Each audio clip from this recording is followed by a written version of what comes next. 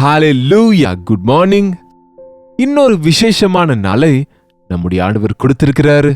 இந்த வருஷ கடைசியில் அவருடைய கிருபையை பெற்று அவருடைய திட்டங்களை அறிந்து அவருடைய சாட்சிகளால் வாழ்வோம்.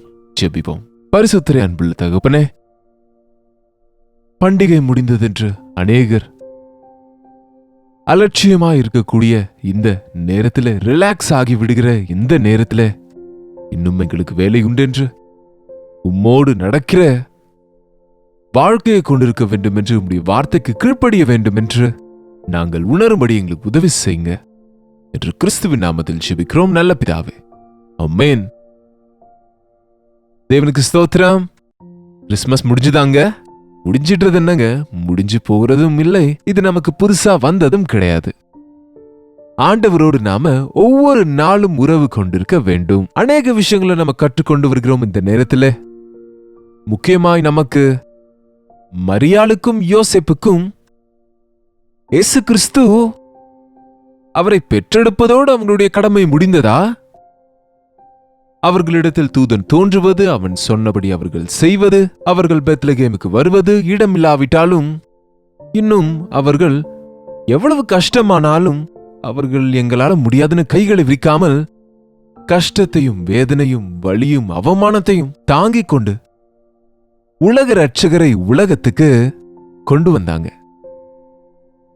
அதோடு முடிந்து விடல பாருங்க. மரியாள் போதுமே, யோசேப்பு எதற்கு? அவர் அவசியம் இல்லையே. அவர் அவசியம் இல்லாமலேயே கன்னி மரியாளின் வயிற்றிலே தேவ வல்லமையினாலே தானே ஆண்டவர் பிறந்தாரு என்று நினைப்போம். அப்படியானா ஏன் தேவன் யோசேப்பை தெரிந்து கொண்டார்? இந்த உலக இரட்சகரை போஷிப்பதற்கு, இந்த உலகத்திலே ஒரு தகப்பனாக குழந்தையை காப்பாற்றுவதற்கு பிதாவின் சித்தத்தின் படியாக வேலை செய்ய யோசேப்பை கூட பயன்படுத்தினதை பார்க்கிறோம். ரொம்ப பக்தியுள்ளவர் யோசேப் என்று முன்னரே சொன்னேன். ஜெபிக்கிற நபர், தேவனோடு உறவாடுகிறவரா இருக்கிறவர். இங்கே மத்தேயுவின் சுவிசேஷம் 2ஆம் அதிகாரத்தில் பார்த்தால், மத்தேயுவின் சுவிசேஷம் 2ஆம் அதிகாரம் 13 வாசிக்கிறேன், கேளுங்க. அவர்கள் போன பின்பு கர்த்தருடைய தூதன் சொப்பனத்தில் யோசேப்புக்கு காணப்பட்டு, யார் போன பிறகு? அந்த சாஸ்திரிகள் வந்து போனதற்கு பிறகு கர்த்தருடைய தூதன் சொப்பனத்தில் யோசேப்புக்கு காணப்பட்டு, ஏரோது பிள்ளையை கொலை செய்ய தேடுவான், ஆதலால் நீ எழுந்து பிள்ளையும் அதன் தாயையும் கூட்டிக் கொண்டு எகிப்துக்கு ஓடிப்போய் நான் உனக்கு சொல்லும் வரைக்கும் அங்கேயே இரு என்றான். எவ்வளவு கீழ்ப்படிதல் உள்ளவன் யோசேப்பு! இதோ ஏரோது ராஜா சதி திட்டத்தை தீட்டுகிறான். ராஜா தன்னுடைய அரண்மனையில சிந்திக்கிற தன் எண்ணங்களை தேவன் அறிவார்.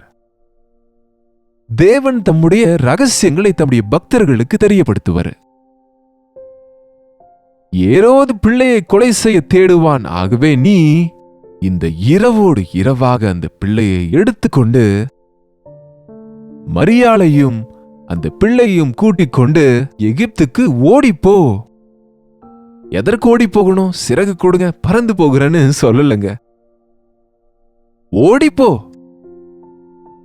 சில முறைங்க நாம தெய்வ பிள்ளைகள் ஆன பிறகு எல்லாம் தனக்குத்தானே நடக்க வேண்டும் என்று, அற்புதங்களே ஆச்சரியங்களே நடக்கணும்னு நினைப்போம் தவிர தேவனுடைய வார்த்தைக்கு கீழ்ப்படிய வேண்டும் என்பதை உணர முடியாமல் இருக்கிறோம். ஆண்டவர் சொல்லுகிற வார்த்தையை நாம கேட்கணும், தாழ்த்தி கொள்ள கற்றுக்கொள்ளணும். சில இடங்கள்ல இருந்து, சில விஷயங்கள்ல இருந்து நம்ம ஓடி போகணும். ஏன்? ஏரோது கொள்ளுகிற பலத்தை யோசேப்புக்கு கொடுக்க முடியாதா? பிள்ளையா இருக்கிற பாலநேசு கையை நீட்டினால் அங்கு அக்கினி ஜுவாலைகள் சென்று ஏரோதை எரித்து விட முடியாதா? ஆனால் தேவனின் முறைமை அப்படியே அல்ல. அவர் குழந்தையாக தாழ்த்தி கொண்டு வந்தாரு, தம்மை தாம் வெறுமையாக்கி கொண்டு வந்தாரு.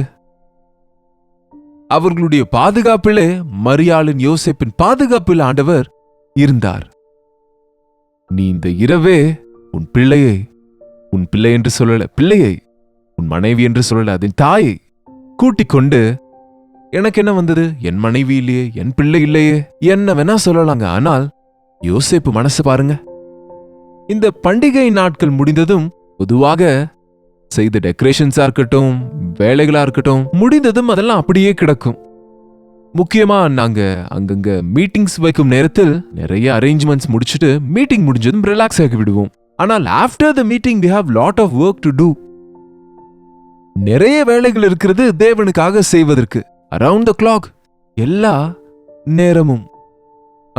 இது த்ரூ அவுட் த இயர். தேவனுடைய வேலைக்கு ஃபுல் ஸ்டாப் இல்லைங்க. இந்த உலகத்தில் இருக்கும் வரைக்கும் தேவனுடைய வேலையை செய்யணும், தேவனுடைய வார்த்தையை கேட்கணும்.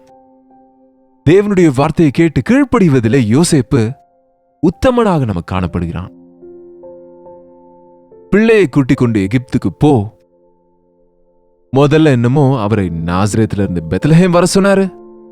திரும்ப இப்ப பெத்லஹேம்ல இருந்து எகிப்துக்கு ஓட சொல்லுகிறாரு. இனி இவ்வளவுதான் என் வாழ்க்கையா? அங்கிருந்து இங்க, இங்கிருந்து அங்கே, அங்கிருந்து இங்கேன்னு அலைவதா? எனக்கு ஒரு வீட்டை கொடுக்க மாட்டீங்களா? எனக்கு வாசஸ்தலத்தை கொடுக்க மாட்டீங்களா? நம்ம இப்படிதான் கேட்கிறோம். நான் தேவனுடைய ஊழியத்தை செய்தால் என்ன வந்தது எனக்கு? என் வாழ்க்கை எல்லாருக்கும் ஏளனம் ஆயிடுச்சு. நான் ஊரா அலைவதாக இருக்கிறது. என்னங்க, என் வாழ்க்கையில இப்படியாகத்தான் நடந்தது. நான் தேவனுடைய கிருபையினால நான் ஒவ்வொரு முறையும் கொஞ்சம் சோர்ந்து போனாலும் அதை ரொம்ப நேரம் மனதுக்குள் வைத்துக் கொள்ளாமல் என் தேவனுக்கு அதை ஒப்புக் கொடுப்பது. அவர் எங்கே சொன்னால் அங்கே போவது. சென்னையிலிருந்து நீலகிரி மலைகள்ல இருளர்களிடம் போக சொன்னா அங்க போனது. பின்பு அங்கிருந்து காப்பவரம் என்கிற கிராமத்துக்கு போக சொன்னால் அங்கே போனது. திரும்ப அங்கிருந்து சென்னை என்றால் இங்கே வந்து திரும்ப இங்கிருந்து அலைந்து கொண்டே இருக்கிறேன். தேவனுக்காக அலைய வேண்டும், தேவன் சொல்வதை செய்ய வேண்டும். ஒரே இடத்துல செட்டில் ஆவது உண்மையான பக்தி அல்லங்க. கர்த்தருக்காக, கர்த்தருடைய கட்டளையை நிறைவேற்றுவதற்காக, அவர் சித்தத்தை செய்து முடிக்க, தேவன் ஏற்படுத்திய காரியத்தை செய்ய அவர் வார்த்தையை கேட்கணும். யோசேப்பு தேவ தூதன் அவருக்கு சொன்னபடியே அவர் செய்தார். அங்க பாருங்க, அந்த பிள்ளையும், எஸ், நீ எழுந்து பிள்ளையும் அதன் தாயும் கூட்டிக் கொண்டு எகிப்துக்கு ஓடி போய் நான் உனக்கு சொல்லும் வரைக்கும் அங்கேயே இரு. Be there until I tell you. உனக்கு நான் சொல்லும் வரை இரு என்றால், சொன்னால் போவானால் உடனே வந்துருவோம். நாம ஒரு வேலையை தொடங்குவோம், வேலையின் முடிவை கர்த்தருடைய சித்தத்தில் முடிக்க மாட்டோம். காரிய ஆரம்பத்தை பார்க்கிலும் காரியத்தின் முடிவு முக்கியம். நீ போய் அங்கே இரு, நான் சொல்லும் வரைக்கும். நிரந்தரமா எகிப்தில இருக்க சொல்லவில்லை, ஆனால் எவ்வளவு நாள் இருக்க வேண்டும் நான் உனக்கு திரும்ப சொல்லும் வரைக்கும் நீ அங்கே இரு. என்னங்க, அப்பொழுது அவன் எழுந்து இரவு வேளையிலே, காலையில் போறேன் ஆண்டவரே, நைட் எங்க போக சொல்றீங்க, டயர்டா இருக்கிறோம்.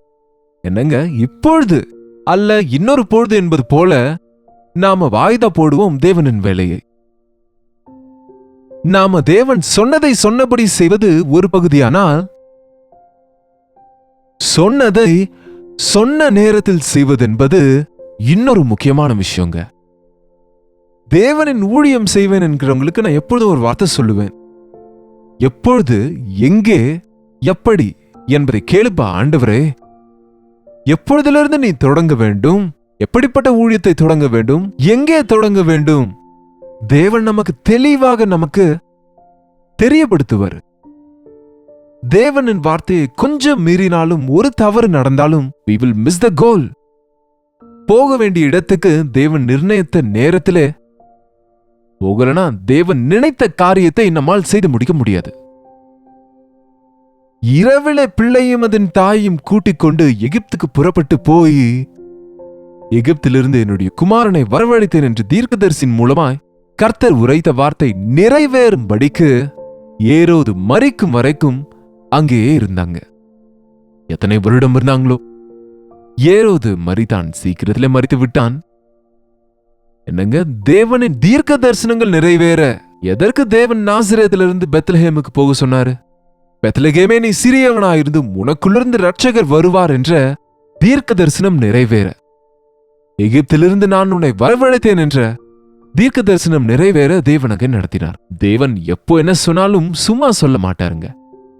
தேவன் தம்முடைய திட்டத்தில் இருப்பதே நமக்கு வெளிப்படுத்துவார்.